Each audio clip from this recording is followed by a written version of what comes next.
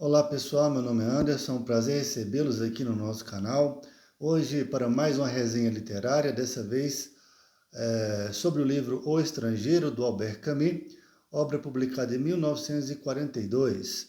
Mas antes de continuarmos, eu gostaria de pedir a você que, caso ainda não seja inscrito, que se inscreva no nosso canal, que curta nossos vídeos, que acione as notificações e que nos acompanhem aqui no YouTube. Certamente, Albert Camus é um dos escritores franceses mais celebrados do século XX.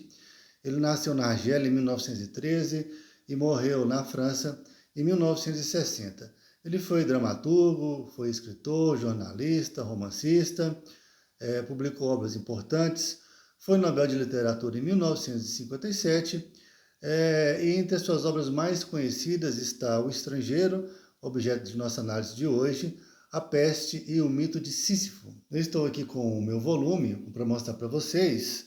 Está aqui uma edição de bolso do Estrangeiro, um livro pequeno. Esse livro aqui foi um presente de um amigo, do Kleber, vulgo Clebão. O Pedro, muito obrigado pelo presente, um livro que eu ganhei em 2013 e que eu havia lido naquela época e decidi fazer uma nova leitura agora recentemente, antes de gravar esse vídeo. A tradução é da Valérie Rumayanek, eu acho que a pronúncia é essa mesmo. Sobrenome bastante complicado. Da edição Best Bolso, é uma edição de 2010, foi publicado no Rio de Janeiro. Vou mostrar para vocês aqui a diagramação. Está aqui, um livro pequenininho, que vai te tomar umas 2 ou 3 noites de leitura, ou se você estiver animado, um dia inteiro. Também é possível ler esse livro. Ele tem aqui 111 páginas nessa edição. A obra é em primeira pessoa, nós temos um narrador, né, o personagem principal, que é o Meursault, e ele narra essa obra, narra sua vida, como se escrevesse um diário. E a gente vai iniciar o nosso resumo aqui com a leitura do primeiro parágrafo do livro, que é: Hoje mamãe morreu, ou talvez ontem, não sei bem. Recebi um telegrama do asilo, sua mãe faleceu. Enterro amanhã. Sentidos pêsames. Isso esclarece nada, talvez tenha sido ontem. Então, exatamente essa leitura, essa ideia presente aqui, que ela vai organizar e vai orientar todo o espírito da obra. Ou seja, a indiferença, né?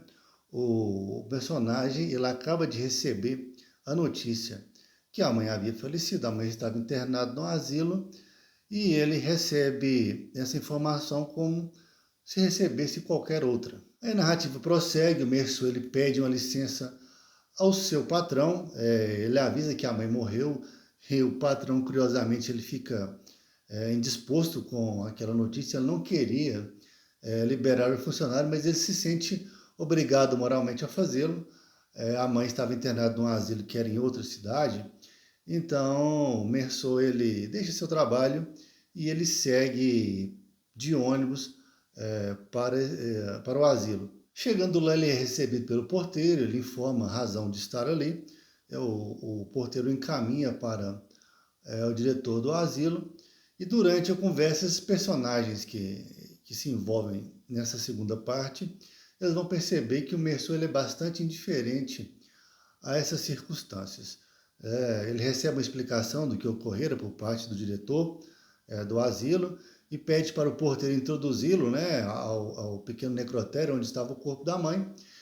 E quando o nosso personagem chega lá, o caixão havia sido lacrado, né, de maneira equivocada antes da chegada dele, e o porteiro fica embaraçado e pede: não, vou pedir para o caixão ser reaberto, né, para que você possa ver sua mãe pela última vez. Mas o Meursault, curiosamente, ele declina da oferta, né, que provoca bastante surpresa, e ele se senta e até cochila. O ambiente é descrito como um ambiente de uma luz profusa e agressiva. Eles explicam para o Meursault que o clima era diferente de onde ele vinha, fazia muito calor e que era necessário enterrar o corpo com uma certa rapidez para evitar maus cheiros, né, uma situação constrangedora, e eles encaminham, né, a pé alugam uma carroça que é transportando o corpo e caminham para o local, para o cemitério. Durante todo esse ritual, a personagem ele se encontra indiferente com aquilo, né? E continua despertando a surpresa e a curiosidade das testemunhas, né? Que estão ali presenciando toda aquela cena. Mas o fato é que, cumpridos os protocolos, ele retorna para sua casa e ele dorme 12 horas seguidas, está muito cansado. E logo no dia seguinte, ele tem contato com a menina, com a Marie, que é uma garota que ele estava flertando há um certo tempo. Eles vão para a praia, eles nadam, depois eles vão ao cinema e acaba que ele leva Marie para dormir em sua casa. E ele trava um relacionamento, não podemos dizer que é uma espécie de namoro formal, mas um caso. E nesse ponto são introduzidos outros personagens também que aparecem secundariamente, que é o Raymond, que é um cafetão, vizinho de apartamento, e um velho que morava no apartamento do lado também, um velho bastante decrépito, e ele tinha um cão, e esse cão, ele era um cão doente, era um cão sarnento, e parece que a sarna havia passado para o seu dono, e esse velho apresentava as mesmas características do cão, várias irritações e crostas sobre a pele, e eles tinham um relacionamento muito curioso. Todos os dias o velho levava o cão para caminhar pela rua, e o cão acelerava, o velho lhe dava um tranco pela coleira, o cão ganhia, ele insultava o cachorro, né, de vários nomes, e depois o cachorro andava lentamente, o velho arrastava ele quase, e depois o cachorro acelerava de novo e se repetia esse ciclo hediondo, né, esse ciclo estranhíssimo. E toda a indiferença do personagem pelas pessoas, pela sua rotina, pela sua vida, é demonstrado também no relacionamento com esses personagens secundários, durante os diálogos que ele tem com Raymond, ou às vezes que repetidamente ele conversa com o velho, ele os ouve com bastante atenção, mas no fundo é apenas um gesto de cortesia. Na verdade, ele não se interessa por nada que eles estão falando, inclusive com a sua garota, né, com a Marie. Ela se apaixona por ele e comenta que tem o desejo de se casar com ele. E ele responde que tanto faz, que se casaria com ela, não tinha problema nenhum. Mas a trama prossegue e Raymond convida Merceau e Marie para um passeio na praia, né? Eles visitariam um amigo de Raymond, um cidadão chamado Masson, que era casado, tinha uma casa logo na beira da praia. Eles passariam o dia lá, almoçariam juntos, e no caminho eles cruzam com um árabe. Esse árabe era irmão de uma das mulheres que tinha envolvimento com Raymond, inclusive uma das mulheres que ele surrava, né? Com frequência ele surrava as meninas, e até Merceau já ajudou, junto com a polícia, a livrar de uma dessas enrascadas aí. E esse árabe de maneira estranha, e ele comenta: eu tenho um problema com esse árabe aí, em razão dessa questão, mas eles passam direto, o árabe permanece onde está, e eles vão para a praia, e eles entram em contato com o maçom, e eles curtem o dia de praia, eles nadam, eles comem, eles almoçam. E depois do almoço, Masson, Raymond e Merceau eles saem para uma caminhada na praia, quando de repente eles avistam o árabe, que tinha essa querela com o Raymond, se aproximando em companhia de mais outros dois companheiros. E eles pressentem que vai dar alguma confusão, e o Raymond já avisa para os dois e fala: ó, eu vou para a pancadaria, provavelmente vai ter briga, eu consigo sozinho com ele, mano a mano, mas se por acaso os outros entrarem, vocês vão ter que me ajudar. E eles: não, tudo bem, o da esquerda é meu, o da direita é seu, é aquela coisa de colega que vai para confusão. E de fato, quando eles se aproximam, começa uma pancadaria. E o Raymond, que era um sujeito brigão, né, bom de pancada, ele começa a levar vantagem sobre esse árabe e começa a surrar ele lindamente, né, podemos dizer. Só que esse árabe ele saca de uma faca e provoca um corte no braço de Raymond, e depois ele foge em companhia dos colegas, né, todos brigaram, ele recua e eles procuram tratamento para ele, procuram um médico que morava perto da praia, e quando ele retorna, ele apanha um revólver, e ele está bastante mal-humorado, e por uma circunstância ele deixa o revólver com uma Mersô. E o Mersô, muito incomodado com aquela circunstância, muito importunado com o calor que fazia, o sol estava a pino, ele sai para caminhar sozinho. Fala, não, vou dar uma volta e sai caminhando pela praia. E ele caminha pela praia e ele encontra o árabe, que estava com a faca deitado na sombra atrás de um rochedo. E ele sentia uma espécie de confusão por causa do sol, do calor que vinha da areia, uma espécie de vertigem. E esse árabe se levanta com a aproximação dele e saca uma faca. Essa faca, ela, com o reflexo do sol, ela produz um brilho metálico muito forte, atinge a visão de Mersô e ele atira uma vez, numa espécie de vertigem. E quando ele se recupera, ele percebe que o corpo do árabe está caído, né? E ele vai lá e dá mais 4 tiros, né? 4 tiros no corpo inerte. O nosso herói, ele vai ser preso, ele vai para a cadeia. E nesse processo de prisão, ele continua demonstrando completa insensibilidade às coisas que o cercam. Eles perguntam se ele tem advogado e ele fala que não. Aí eles dizem, não, então nós vamos providenciar um advogado para você. E ele, ó, que prático, eu fico muito feliz pela gentileza. E ele vai se habituar à rotina da cadeia, em princípio com alguma dificuldade, porque ele sente falta da praia, ele sente falta do cigarro, ele sente falta de mulheres. E, na verdade, basicamente, todo o sofrimento que ele vai sentir, em princípio, ele está ligado à perda da experimentação das sensações, de prazeres ligados ao sentido. E vai começar um processo de instrução do processo do Mersô, e a partir desse momento fica bem mais claro, né, a proposta nihilista do autor da obra, né, quando nós temos de um lado que o juiz, um sujeito descrito como um sujeito grave, um sujeito da cabeleira, né, avantajada, introspectivo, que ele quer saber sobre as curiosidades do processo, por que Mersô atira num corpo inerte depois que ele já estava sem vida, e o Mersô disse que não se importava, e que pergunta se o Mersô acreditava em Deus, ele disse que não, e o juiz se indigna e pega um crucifixo e aponta para lá, e diz que além da função legal dele, é um dever moral dele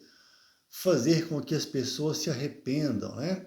Que Jesus deu a vida, etc., aquele discurso religioso, e Mersô totalmente diferente. Mas o fato é que tem instrução do processo e tem um julgamento. Tem um julgamento e a pena máxima seria a pena de morte. E o julgamento vai acontecer uma coisa bastante curiosa, né? Serão ouvidas testemunhas, basicamente as testemunhas que tiveram contato com o Mersô durante o enterro da mãe, que era o diretor do asilo, que era o porteiro do asilo, e as pessoas que conviviam com ele, como Raymond, como o velho vizinho do prédio, né? Mas interessante que a acusação, o promotor, ele vai destacar durante a sua acusação, durante a sua sustentação, né, no plenário do júri,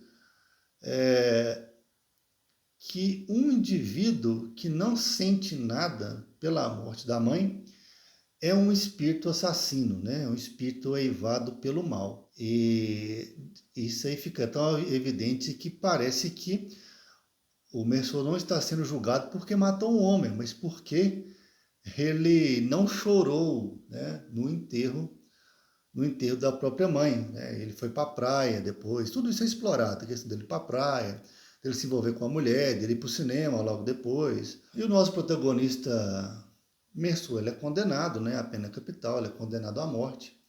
Ele é devolvido ao cárcere e ele começa a fazer uma introspecção, uma reflexão sobre o sentido da sua vida, mas também com certa indiferença.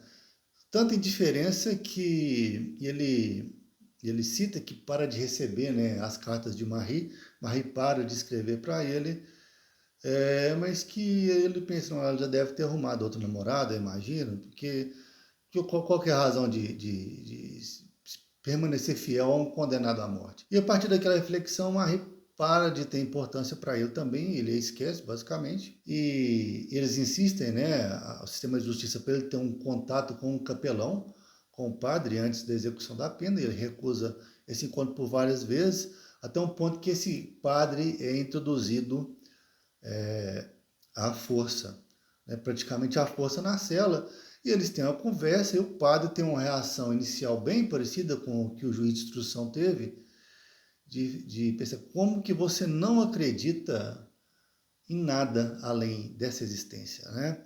Você acredita de fato que com sua morte, a sua memória vai morrer e toda a sua experiência, tudo vai perder o sentido, né?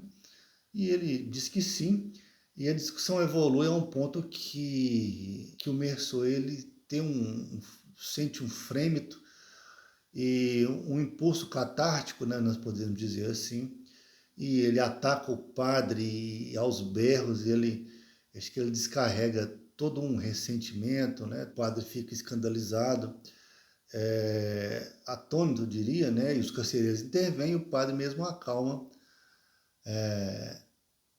e deixa a cela que ele está, e ele volta e se deita e começa a refletir sobre a sensação agradável que ele sente com o cair da noite, com o cheiro do mar, que exatamente essa descrição final reforça o que foi mostrado ao longo de todo o livro, que o Meursault, né, o niilista, ele só sentia prazer, a vida só tinha importância, né? A única coisa que ele arrancava do tédio da existência eram as experiências sensoriais, né? Então era o sexo, era a bebida, era o fato de entrar na água fria da praia, então, e que no mais a vida parecia sem sentido, né? Na verdade, você não tem um sentido transcendente na vida, né? A vida é sem sentido e você tenta você mesmo atribuir o sentido que lhe convém, né? E isso aí tudo converte a morte, né? Converte a morte numa noite sem sonho, né? Como seria antes de nascermos, né? Uma coisa que você não tem uma lembrança, um fragmento de memória, de maneira que você não existiu e de maneira que você vai deixar de existir. Mas enfim, nós encerramos aqui o nosso resumo e nossa análise. Nós recomendamos a leitura do livro, é uma obra bastante interessante, realmente uma narrativa que te prende. E se você gostou desse vídeo, não deixe de acompanhar o canal, de curtir nossos vídeos, de acionar as notificações e de nos acompanhar aqui no YouTube. Então, um abraço e até a próxima.